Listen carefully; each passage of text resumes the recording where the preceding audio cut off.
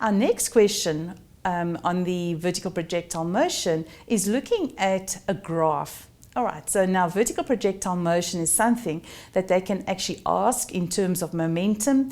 They can put it in with a graph. So there's lots of ways that they can ask this question. All right, so I want to have a look at a graph question. So let us have a look at the question. I would like you to take a picture of it if you wouldn't mind. So there's the first part of it. There's the stem of the question. So they say a ball is thrown vertically downwards from the top of a building and bounces a few times as it hits the ground. The velocity time graph below describes the motion of the ball from the time it is thrown up to a certain time t. Take downwards as the positive direction and the ground as your zero reference. This graph is not drawn to scale. The effects of air friction can be ignored. All right, so what I want you to do now, so hopefully you've taken a picture of the question and there's the graph. So if you wouldn't mind taking a picture of the graph as well.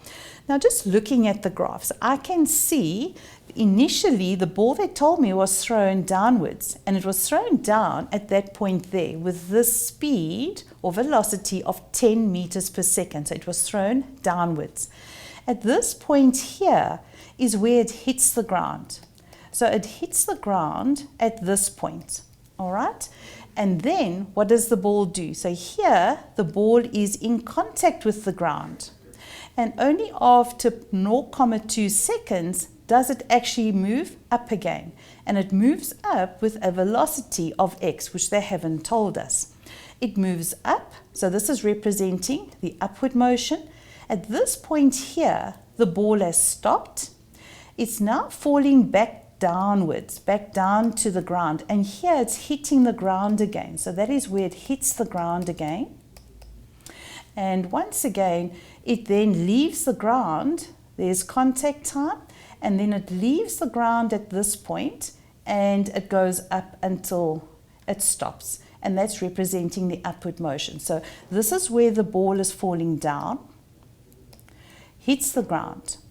It's in contact with the ground, it bounces back up. It stops, it falls back down. It's in contact with the ground over here.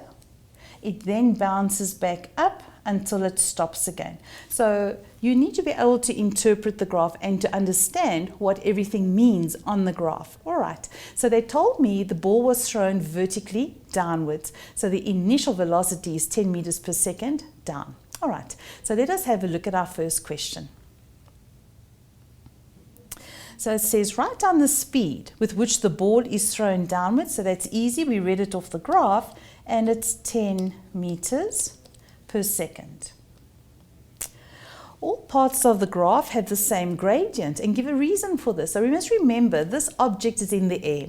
So it's falling, it's hitting the ground, and it's bouncing back up again. So as a result of that, what is acting on it is the force of gravity. And a VT graph, what does the gradient of a VT graph represent? It represents acceleration, and in this instance, gravitational acceleration, and that is why it's constant. So when that ball is in motion, the gradient of the graph is representing gravitational acceleration, which is constant at 9.8 meters per second down. Okay, so there's our next question. And give a reason. So it's because the gradient is representing g of 9.8 meters per second down, and it is constant, and that is why it has the same gradient, because it's constant. Good. All right.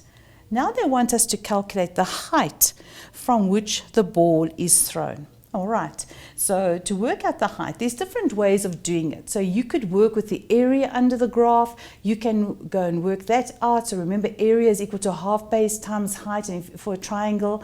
And if you're working with a rectangle, it's length times breadth. And if they've given you a trapezium, split the trapezium up into a rectangle or a square and a triangle. It's just simpler to use. So I will just show you. I'm going to use an equation of motion to work out delta y, because you can use the values of the graph to answer it as well. Okay, so the equation I'm going to use here is delta y equals vi delta t plus a half g delta t squared. Now in this question, they themselves have plotted V on the positive axis to start off with. So they've taken V down as the positive direction. So it's almost implied by the question. So if I have a look now, I'm going to substitute in. So we know this V initial was 10 and the ball was in the air for 2 seconds. And we're going to have our gravity is acting down at 9,8 and the time spent in the air was 2 seconds. And there we go. So now we go 20 plus 19,6. You can just check my math. So 2 squared is 4, divided by 2 is 2. 2 times 9,8 is 19,6. And this is going to equal 39,6 meters. And so the ball was thrown from a height of 39,6 meters. All right, so let us just check again. Let's look at the graph. So remember, we get all of this information from the graph.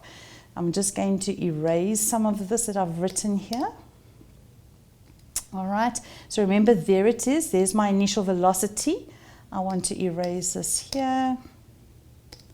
All right, and here it says it hits the ground at 2 seconds. And so we've got all the information for my equation of motion. So just to go back to it, delta y equals VI delta t plus a half g delta t squared. Got the initial velocity from the graph, got the time that it hit the ground, plus a half times the gravitational acceleration times the time squared.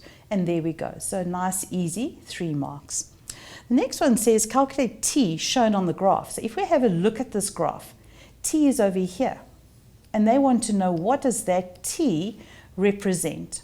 So this is a little bit different. All right, so what I would suggest is that we work with that very last triangle and actually use the graph to determine this. All right, so let me just erase this here so that we can see what we're doing. So I'm going to look at this triangle here. All right, so if I look at this triangle here, at 8 seconds, I had the initial velocity of minus 25. So this would be V initial. V final over here is going to be 0 at time t. And so now we can use this information to go and work out t. So we could use gradient. So we can say the gradient of the graph is equal to change in y over the change in x, which is change in v over the change in t. The gradient was 9,8 because it's representing the gravitational acceleration, and it's v final minus v initial over t final minus t initial. What was v final? It was 0. Where did it start? Now don't forget, we've got to put in the actual plus or minus. So it was at minus 25 meters per second, divided by the time at 0 was t minus, where was it measuring? Minus 25 meters per second was at 8 seconds.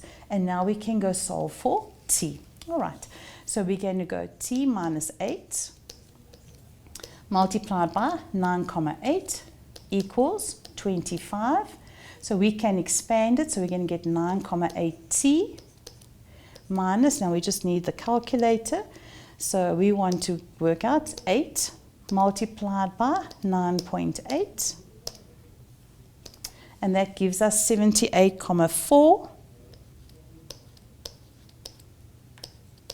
equals 25. All right. So now we're going to go 9,8t equals 78,4 plus 25. And that's going to equal 103,4. So now we're going to solve for t. So t is equal to 103,4 divided by 9,8. And that will give me the time t. So 103,4 divided by 9.8 equals 10,55 seconds. So this is equal to 10,55 seconds. And there we go. All right. So nice and easy. All right, so we're going to just use the graph to work out the time then that it reached its maximum, or when it reached point T. All right, so it took 10,55 seconds to get there. All right, looking at the last question quickly, time at which the ball reaches its maximum height after its first bounce. Well, let us have a look quickly.